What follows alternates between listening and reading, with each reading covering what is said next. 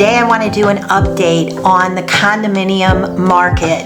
How are things looking on the condominium market? Because, I've been telling you on my channel a lot that off-season 2025 is probably a time that if you want to get into the buying market, if you're looking to buy real estate in Southwest Florida or really anywhere in Florida that's coastal, you might want to consider it in the summer of 2025. Why not the summer of 26, 27, 28? Listen, I'll tell you why. Because if you lived through last year with me, if you sat down and you wrote out all the things that happened in 2024, assassination attempts, political unrest across the board. There are so many things that happened last year. What if we have that again moving forward? So I'm a little bit uncomfortable pitching out any opinion in real estate beyond the next 6 months to a year because we just don't know. If something goes crazy haywire, who would have thought $10 eggs? So if something goes haywire, then I don't want to have said, well, wait till 2027 and you lost 2 years of what could have been your enjoyment. So we're going to talk about what is right now. All right, so I'm going to give you 4 cities that the trending numbers are bad. They're bad. The condos there are so many, I'll put it to you this way. There are so many condos being listed. Usually we would say per week. I've been checking per day, and at this point right now, in some of these cities, and I'm going to give you 4, but in some of these cities, you could almost look at this hour to hour. That is how many condos are coming on the market. Now, you may be thinking, why? Why, Barrett? Why is this happening? The reason it's happening is, you remember we talked a lot last year about the structural engineers report. You remember the towers that went down in Miami. Remember, all that was really tragic. So they put a deadline on those engineer reports, and those have to be done and quantified. Not all of them are done. They might be maybe they're in, but they're not quantified. So you probably have heard here on my channel, and probably others as well, I'll just use Aventura as one in Miami. Around Miami, that I can't believe the numbers that people are seeing that own condos there. We're talking about $125,000, $150,000 assessment per one unit. I got a phone call about 3 months ago from a really nice couple that had bought there many years ago. They've been living there now at this point, both of them early 90s. They've been living there now for over 40 years. So they bought dirt cheap. Obviously, their condo is paid off. They're on a budget. This assessment for them is actually put them in a position where they feel like theoretically, the condo association could foreclose on them because they don't think they can sell. It's like 1 in 4 units is for sale in this particular building. So everybody is listing their property because they can't afford the assessment. And a lot of the people that live in this building, they're original owners or maybe from way back when, so they bought on a budget and now they're in a position where they don't have that extra income. They can't go out and get a job to pay the assessment. So you might say, well, just put the property on the market. Well, that's what everybody's doing. The problem is nobody's buying. Why? Because if you're a seller and you got hit with a $150,000 assessment, either you're paying it or your buyer's going to pay it. And if the buyer is going to be asked to pay it, then they're going to want to see a reduction in what they pay for the property.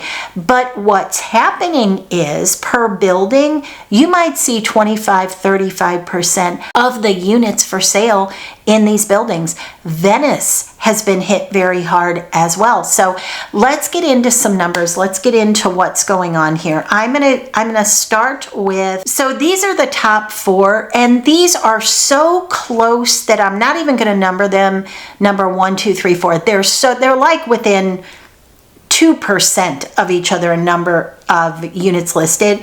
So Punta Gorda, absolutely getting demolished. Absolutely demolished. People are trying to get out of Punta Gorda like crazy right now if you're in a condo, because these assessments are coming in, or just the fear factor, or the unknown, or the fact that hurricane season, that begins in June. So that's around the corner. People are thinking about that right now. That is kitchen table conversation. Honey, what are we going to do?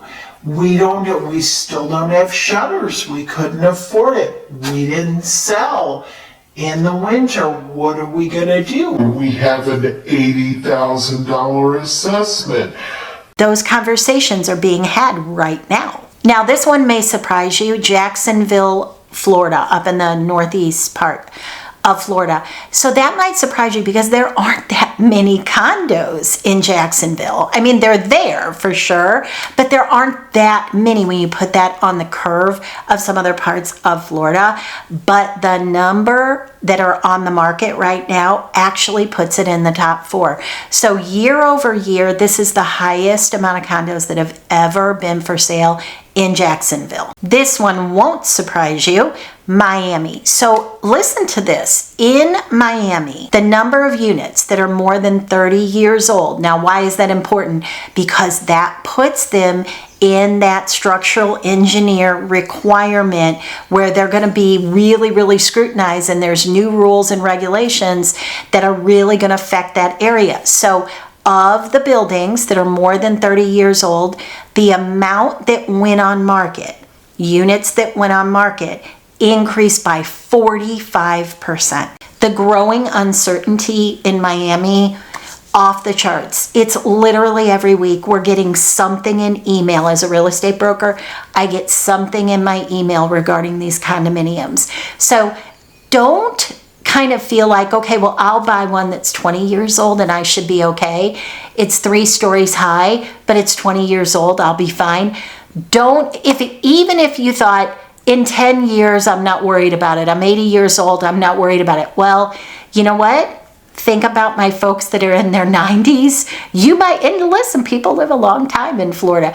So don't think that they won't move the goalposts on you. Right now, they've set these guidelines, but who's to say that next year the guidelines don't change to say, yeah, we know that we said any building that's 3 stories or higher, but now it's 2 stories.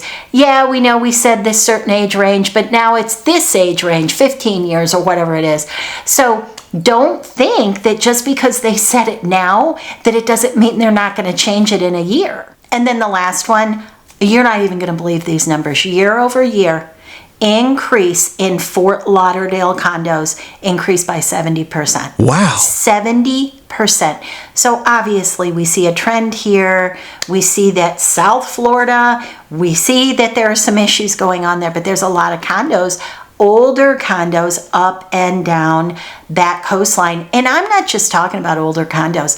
There are reports coming out, even in the newer ones that are somewhere between 5 and 10 years old, that there's problems there as well. So again, as I said, you know how that is. It's like Pandora's box, Once they're in there, they start kind of digging around and uncovering all sorts of things. So even if it hasn't happened yet, the reason that you're seeing all these condos on the market is because people are in fear, anticipating that it's going to happen. And maybe they want to stay in Florida, but they just don't want to stay in a condo on the coast, or they don't want to stay in a condo, period. Because remember, I'm not just giving you coastal condos. I'm giving you condos in general. And what do I mean by that? Yes, Miami and Fort Lauderdale, these are coastal. And even to some degree, I would not call Punta Gorda coastal at all. But there's water surrounding, and they got hit really bad in some of the hurricanes in the last couple of years. So I don't consider it a coastal town, but it's decent proximity to big water, big bodies of water, which is where the problem comes in.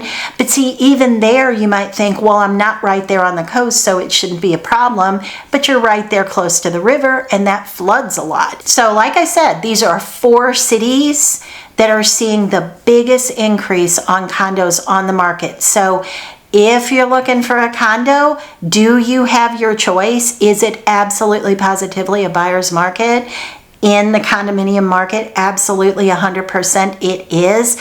And if it's me, I know agents, listing agents don't like when people write what are considered, everybody likes to say, a low ball offer. But here's the thing, it's not a low ball when you're too high. You know what I mean? So listen, if there's 50 units on the market in Sunny Coast condominiums, if there are 50 2-bedroom, 2 baths on the market, all facing the same direction, which many of them are, and everything is priced in the range of $400,000, you better bet that I'm going to be out there writing offers at $280,000 and seeing if one of those 50 people are smart enough to take my offer.